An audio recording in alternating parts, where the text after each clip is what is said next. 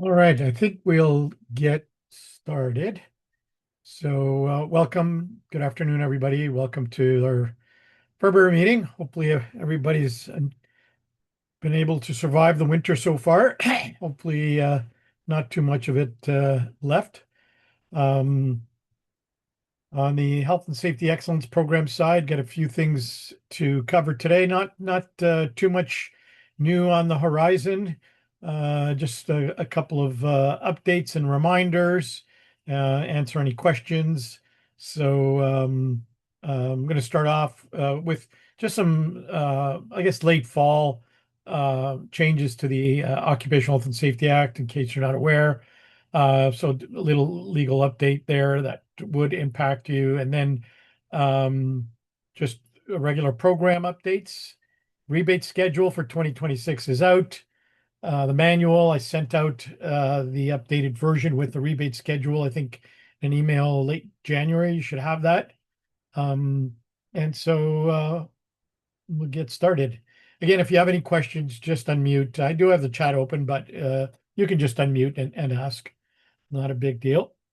So I just thought I'd make sure that everybody's kind of up to date on the latest. There were a lot of changes, amendments in 2025 to the Occupational Health and Safety Act. And then late fall, there was a couple of more things that are now enacted, so are now law. And the first one for the act was they added section 23.1, 25.3 3, and it's related to washrooms. So 23.1 is directed at the construction industry, constructors, and 25.3 is everybody else. So if you have a washroom in your workplace facility, then this applies to you. The requirement is that they have to be maintained in a clean and sanitary condition, and that you have to keep a record of the cleaning. The record of the cleaning is prescribed in a regulation. So they created a reg for that.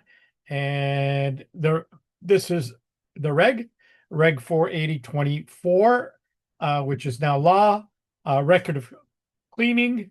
So you have to maintain a record of cleaning of the washroom facilities, and it has to meet A and B, the two criteria, posted in or near the washroom facility where workers can see it, or it can be posted electronically, but it has to be accessed by workers and are provided with a direction on how to access this. So all workers have to have access to the electronic record if you're going to use that approach. Um, and then the requirement for what needs to be on that record is the date and the time of the two most recent cleanings. So that's the minimum. So, to minimize paperwork, you could probably create a sheet that has at least might be able to fit a whole month's worth of records, so that you're not creating a lot of extra paper if you're posting it. All right. So that's law now.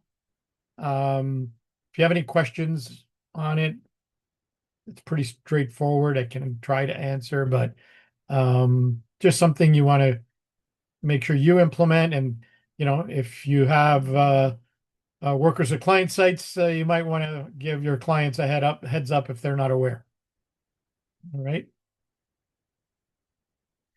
The next one, which is fairly significant for Ontario, is they amended the Occupational Health and Safety Act to add section 69.1, and it's titled Administrative Penalties. So this is now, I guess you could call it a fine almost on the spot. So inspectors now have the authority to impose a notice of administrative penalty if an inspector finds a person has contravened or failed to comply with the law or the regs. Okay. The amount of the penalty will be determined based on the contravention, and they're going to, well, they have created a reg, but there's only one item on it right now, which probably not very relevant to any of you here right now, but the whole idea is that that reg will be ongoingly amended to add specific contraventions and the corresponding fine for that penalty. So right now that reg exists, but there's really nothing in the list. So we don't really know what they're going to come up with. So that's something to keep in mind. Keep an eye out for as we know more, there'll be more published on this. And that reg is going to be very important because it will have that list of contraventions and corresponding penalties. It's not new. It's new to Ontario, but I think one or two other provinces in Canada have this. And you can see that it's directed at a person. So it finds a person has contravened, right? So it's not like these penalties are going to be directed at the companies. It looks like they're targeting the people who contravened. Something to keep an eye out for. There will be an appeals process, again, outlined in the reg. So that's what it says. Okay. If you get an administrative penalty, you can't be charged for the same offense under the act. So it's not a provincial offenses charge. It's I guess, called an administrative penalty. But the wording they're using is a person, right? So the direction seems that the fine will have a person's name on it, not the company. All right. So stay tuned on that. The more I know, I'll try to share, but that's going to evolve in 2026. Another way that they can, I guess, fine companies other than charge them under the Provincial Offences Act. All right. Any questions on that note?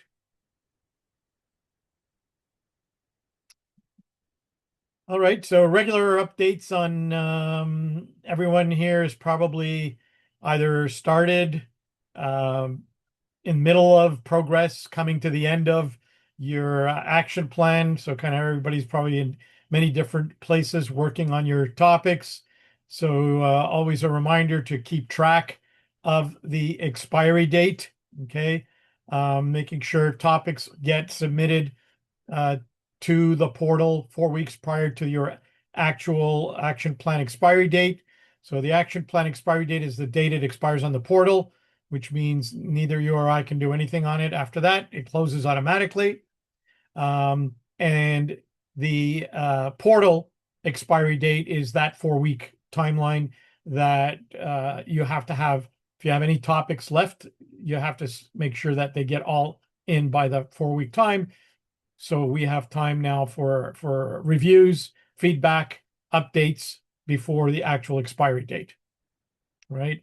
So remember to group your evidence in packages and split them up into plan, do, check, act, especially the do when combining things, because there's usually quite a few separate documents. And you're only allowed 5 maximum uploads, right, per topic. And the evidence story doesn't count as an upload because that's uploaded separately. So the evidence story plus 5, and that's why you have to combine things in packages, right? Once you're finished everything, that's when you do the uploads. And once you have verified that the uploads are there, you're able to open them from the portal yourself to make sure that they did get uploaded properly.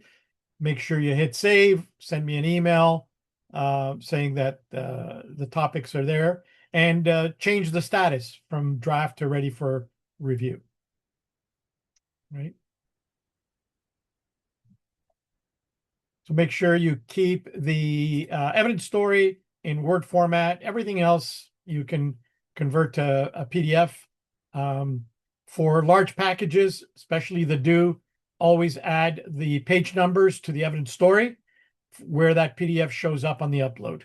right? So if you uploaded attendance sheet on the evidence story where it says, a copy of attendance sheet in the evidence list, you would put beside that page 1 and 2. If you had a picture of the standard posted on the safety board, that would be put on the evidence story list in the evidence story, and then you would put the page number. All right. If you want to upload videos, you can, but they must be 50 megabytes or less and directly uploaded. No links, as we know. And the final version of the evidence story should be clean, no red text, no notes that we've shared back and forth. Make sure all the dates that are required are on there. The names that are required are on there. So it should be the final clean version that is used for submission for validation, right?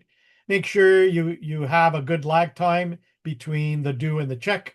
So always keep an eye on that. And if it's was done too quickly, then I ask you to redo it again before we do the submission. So make sure you do that 10 to 12 weeks after the due activity before you carry out the check. And sometimes I see people writing something in ACT when the check showed everything is okay, right? There's no deficiencies in what you did for your check, whether it was a checklist you used that I sent you or whether it was some survey or whatever, but then you have ACT.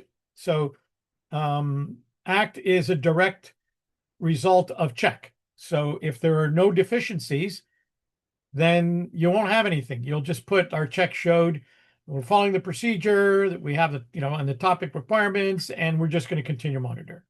If you had a deficiency in the work you did for your check, then how you correct it is what goes in ACT, the corrective action for that, with the corresponding evidence on what you did.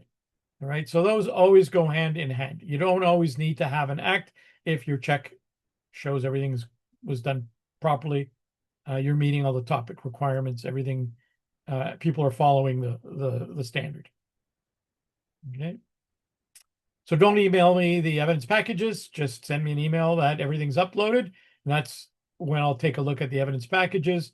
The evidence story, if you want me to take a look at it at any time, I can. Usually right up front, we do the drafts. So we've already kind of agreed that based on the drafts that you submitted, that's kind of the work you're going to be doing for implementing that topic. Any questions on that, the process? Many of you are veterans on it now. You've been through at least one cycle, kind of seen how it works. Any questions, comments?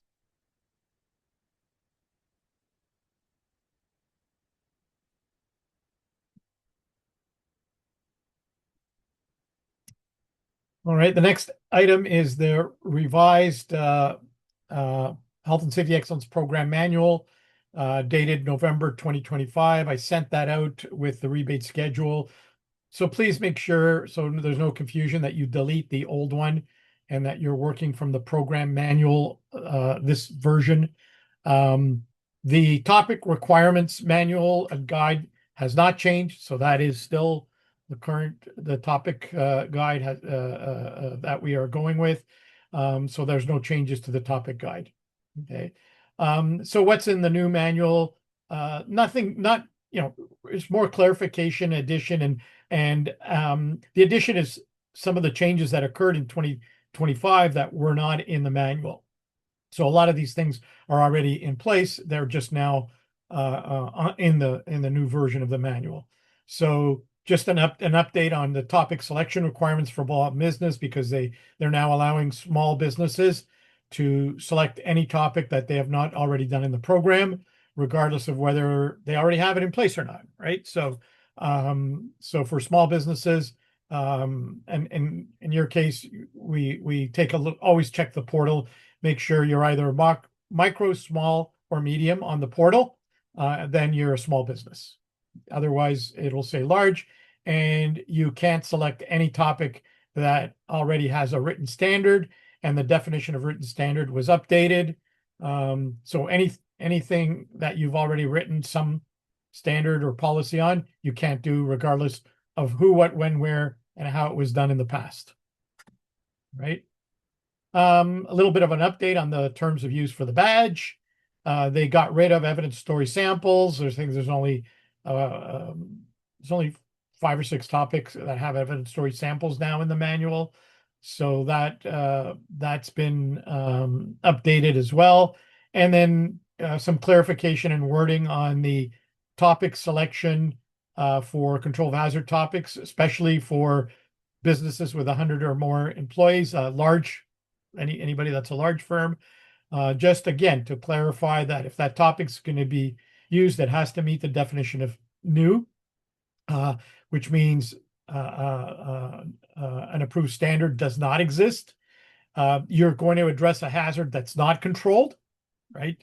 You can't just document all the controls you have for an existing hazard.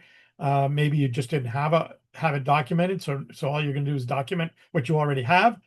And the expectation is if you have some level of controls, it's still uncontrolled, and you're going to implement a significant component of new control measures on that hazard. So it's always something that we've got to watch out for when we're picking the control of hazard topic to address a specific hazard. All right. Any questions on that?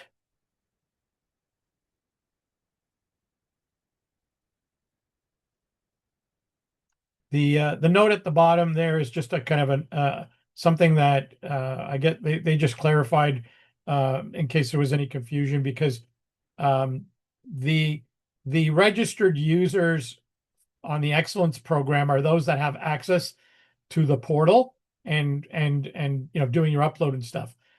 Sometimes that's not the same as the contact names that are in your profile on the portal. So those people don't receive the automated notifications from the portal, right? So the automatic notifications only go to registered users. Those are actual login users, right? So just make sure that if you were wondering, oh, people who were on that contact list, which is the people that the validator calls when they have a clarification question, if they're on that contact list, but they're not the registered user, they won't get the automated or automatic notifications when statuses of topics change and all your action plan closes and all that. They don't get that. Only the registered users get that. Okay. Any questions?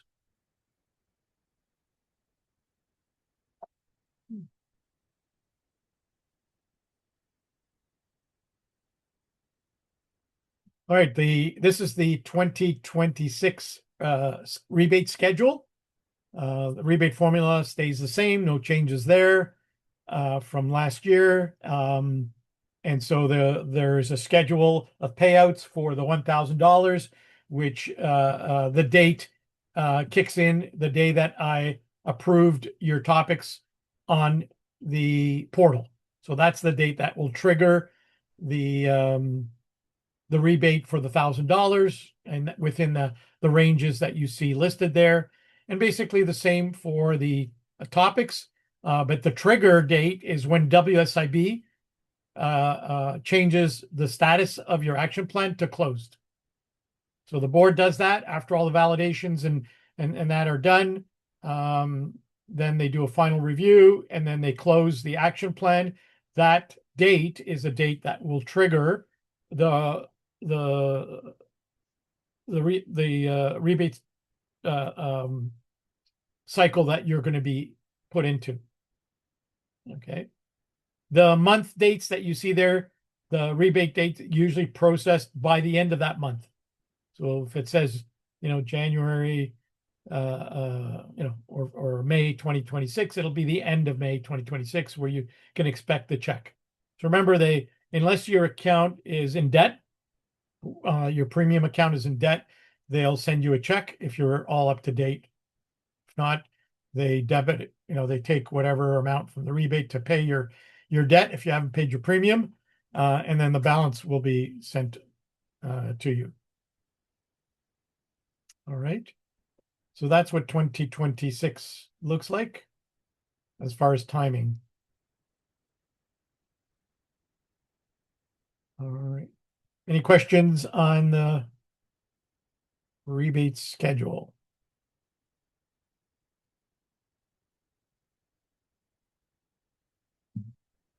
All right, and the last part is just an opportunity for improvement from a validation. It's not specific to any topic because the concepts that we can learn from it are apply to any topic. So in this case, the validator read the policy and commented that the roles and responsibilities section didn't have enough information, was limited. It wasn't clear who's supposed to do what, when, and how, right? So, especially if in the procedure section of your standard, you have a lot of different steps assigned to people, then those should be summarized in the roles and responsibilities section. So in this case, the validator said, review the procedure section to see what other roles and responsibilities are missing, and then update that section, right? So in the procedure, you assign people to do some stuff, but it doesn't show up in the roles and responsibilities section. So that was a comment. So you can see that they're looking at the detail of your standards, again, especially the topic requirements, because the second bullet was that the standard had a reference to both the Joint Health and Safety Committee and a health and safety rep. Well, you can't have both. You either have one or the other, right? If you're greater than 20 workers, you have a committee. If you're 5 to 19, you have a rep. And the procedure actually had both written into that procedure. So it has to kind of be cleaned up. And that's the customization, especially when because I send you the templates for every topic. You really have to customize them, making sure that they make sense for your company. And I always say that if you're going to remove anything that may be a legal requirement or maybe a topic requirement, if you're not sure, check with me first before you take it out, because those are things you don't want to remove from the templates that I send you, is legal requirements or topic requirements. Okay. So in this case, the validator also wanted some clarity on who's supposed to do what, when, and how. So update it, right? And make sure, again, the policy or the standard has all the topic requirements. So in this case, they identified the topic was missing the legal requirements.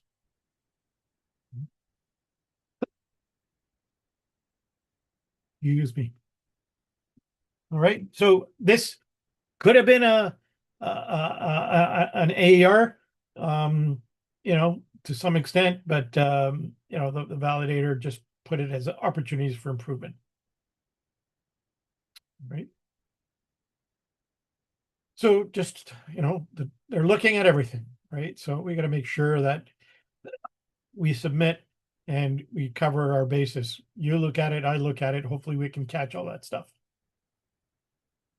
All right. And the last part, just if you have not already completed the feedback survey, please take the time. The link is there to complete it before the end of the month. After that, we'll probably close out the survey, and hopefully we've got enough people who completed it to have some significant data, right? It's hard to extrapolate any corrective actions from our end if we only have 3 or 4 people who do the survey. So hopefully we've got a few more, as many as possible, that current members. So if you haven't done it, please take the time to do it before the end of the month. We'd greatly appreciate it. Helps us to collect feedback, also to give to the WSIB, right? So it's not only for access use, but we can give WSIB feedback on what our members are commenting on related to the program. All right. Any questions on anything at all related to the program? Anything you're working on?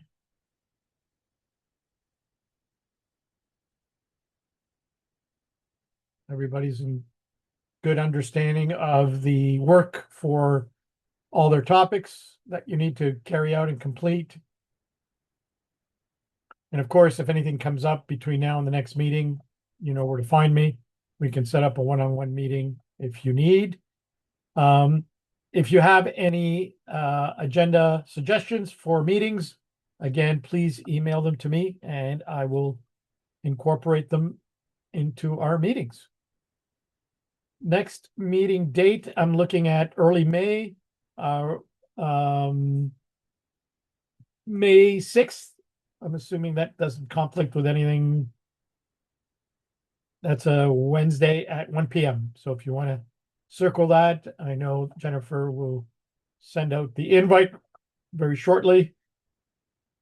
So it'll be May 6th at 1 p.m. All right.